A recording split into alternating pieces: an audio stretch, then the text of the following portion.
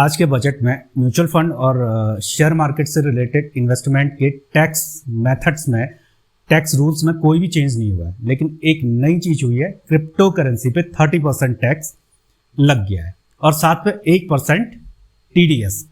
सबसे पहले तो ये जानते हैं कि ये टीडीएस लगाते क्यों है।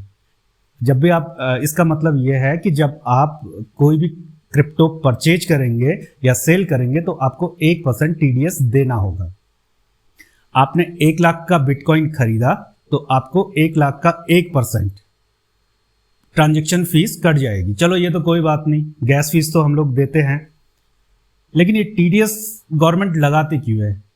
टीडीएस लगाने का एक गवर्नमेंट को फायदा ये है कि जैसे ही टीडीएस कटता है ये इंफॉर्मेशन जाती है इनकम टैक्स डिपार्टमेंट के पास और उसको आसानी होती है एनालाइज करने में। तो वरना सीधे ही 30% टैक्स की जगह 31% टैक्स कर देते, बीच में 1% टीडीएस करने की क्या जरूरत थी। अब दूसरा क्वेश्चन ये है कि कुछ लोग ये कह रहे हैं कि चलो कम से कम क्रिप्टो को एसेट क्लास तो माना। नहीं, किसी भी एसेट क्लास में 30% टैक्स नहीं है। 30% टैक्स किस में है?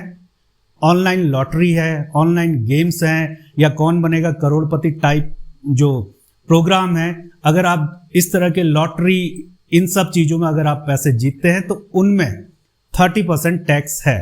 तो इसका मतलब गवर्नमेंट क्रिप्टो को उस कैटेगरी में रख रही है। अभी जो है क्रिप्टो एसेट के रूप में गवर्नमेंट रिकॉग्नाइज नहीं कर रही है। तो एक चीज और है कि जितना मुझे समझ में आया कि लॉसेस ऑफसेट करने की कोई व्यवस्था नहीं है या लॉसेस ऑफसेट नहीं होंगे। इसको ऐसे समझिए कि आपने 1 लाख रुपए क्रिप्टो में इन्वेस्ट किए और कुछ समय बाद मान लेते हैं कि वो 2 लाख रुपए हो गए, तो आपको 1 लाख पे टैक्स लाइबिलिटी बनेगी 30% की 30,000।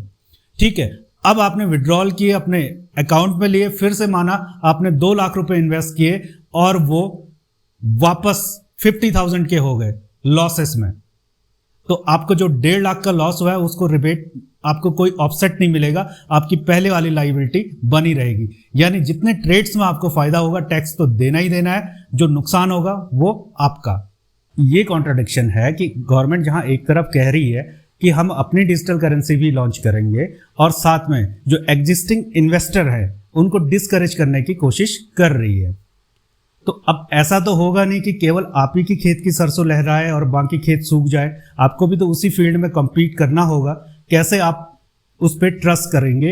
अपनी डिजिटल करेंसी को कैसे लोगों तक पहुंचाएंगे? दूसरा कॉन्ट्राडिक्शन ये है कि अभी तक क्रिप्टो बिल इंट्रोड्यूस नहीं हुआ है और पता ही नहीं, क्रिप्टो की कोई डेफिनेशन अभी तक गवर्नमेंट के पास नहीं है।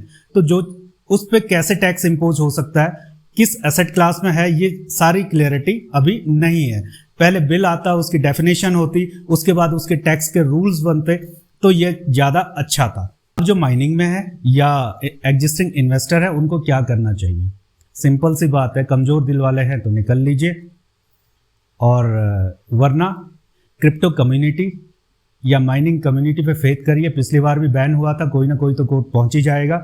और बहुत अच्छे अच्छे लोग हैं हमारे पास जो टेक्नोलॉजी को खूब अच्छी तरह समझते हैं। हमारे पास का मतलब, मैं तो एक सिंपल सा छोटा सा माइनर हूं, लेकिन मुझे जिनकी वीडियोस या जिनको सुन के इस फील्ड की समझ पैदा हुई है उन पे मुझे पूरा ट्रस्ट है कि वो इस एसेट क्लास को भी एक एसेट का दर्जा दिलाएंगे, एक टेक्नोलॉजी का दर्जा दिलाएंगे, क्योंकि इसको रोका तो नहीं जा सकता। इतना तो गवर्नमेंट भी जानती है, सभी को पता है कि ब्लॉकचेन आने वाले समय का वेब 3.0 है।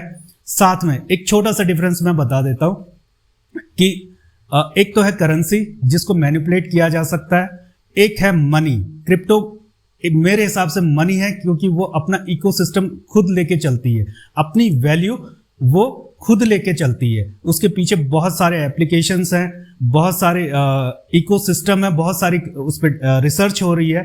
तो क्रिप्टो को बिल्कुल ही बैन करना ये बहुत मुश्किल काम है। अगर होता है तो हम लोगों का बैड लक।